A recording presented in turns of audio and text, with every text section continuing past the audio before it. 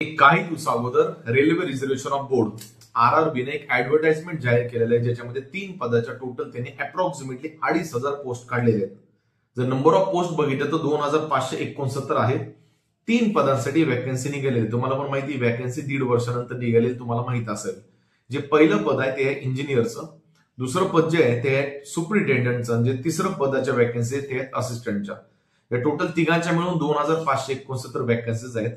प्रत्येक जे पद आहे त्याला जे क्वालिफिकेशन आहे ते तुम्हाला सांगतो. जर तुम्ही पहिल्या पदासाठी फॉर्म भरत असाल तर तुमचं जे क्वालिफिकेशन आहे ते बी किंवा बीटेक झालेलं पाहिजे, म्हणजे इंजिनिअरिंग झालेली पाहिजे. Whether it is belongs to electrical, electronics and telecommunication, mechanical engineering, civil engineering. म्हणजे तुमचं एक थोडक्यात सांगतो, एआय झालं तरी चालतं, बाकी कुठली ब्रँच असो, नंबर ऑफ ब्रँचेस कोणते असो मॅटर करत नाही. तुम्ही इंजिनियर पदासाठी म्हणजे ज्युनियर इंजिनियर पोस्ट साठी जर तुम्हाला अप्लाय करायचं असेल तर तुमची फक्त इंजिनिअरिंग झालेलं पाहिजे. तुम्हाला कुठला अनुभव नसेल तरी पण चालेल. पण जर तुम्ही डेपो मटेरियल सुपरिटेंडंट साठी अप्लाय करत असाल पद नंबर 2 साठी, तर कोणत्याही विषयातील इंजिनिअरिंग किंवा डिप्लोमा नाही, सॉरी. जर तुम्ही सुपरिटेंडंट साठी अप्लाय करताय तर तुमचं डिप्लोमा झालेलं पाहिजे, पण तुमचं पॉलिटेक्निक झालेलं पाहिजे. ती पॉलिटेक्निकची ब्रँच कोणती असो चालू जाईल. पण जर तुम्ही तिसऱ्या पदासाठी that is chemical and assistant म्हणजे असिस्टंट पदासाठी जर तुम्ही अप्लाय करत असाल तर पद नंबर 3 मध्ये 45% गुणांसह बीएससी झालेले पाहिजे. म्हणजे तुमचं बीएससी झालेलं पाहिजे, मिनिमम तुम्हाला 45% पाहिजे.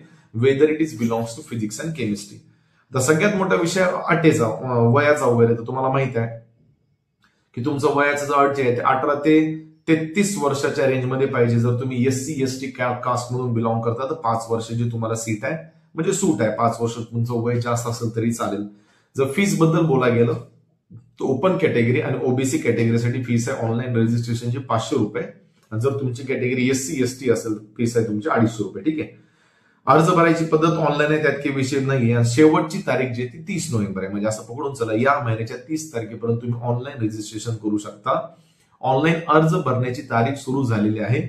आरआरबीच्या तुम्हाला मेन पोर्टलवर जायचं आणि या पदांसाठी अप्लाय करायचंय.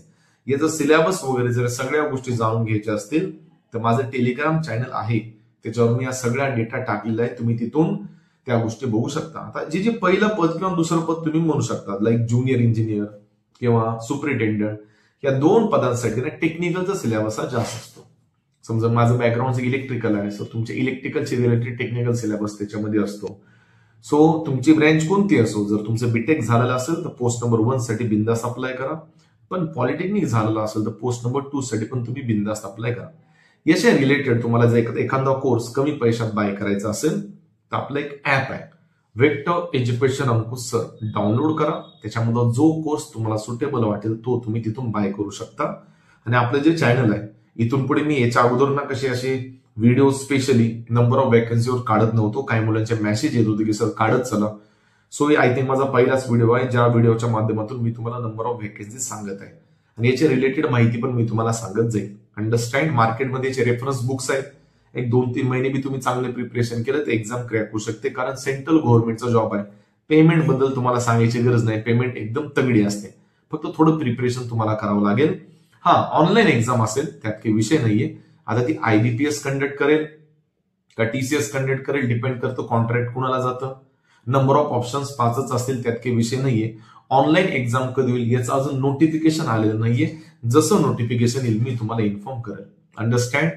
सो जर तुम्हाला या टाईपचे व्हिडिओ पुढे पण बघायचे असतील तर नक्कीच चॅनलला सबस्क्राईब करून ठेवा आणि बेल आयकॉनला बटन क्लिक करून ठेवा. जसं माझा एखादा व्हिडिओ रिलीज होईल तो तुम्हाला तिथल्या तिथे दिसून जाईल. अंडरस्टँड.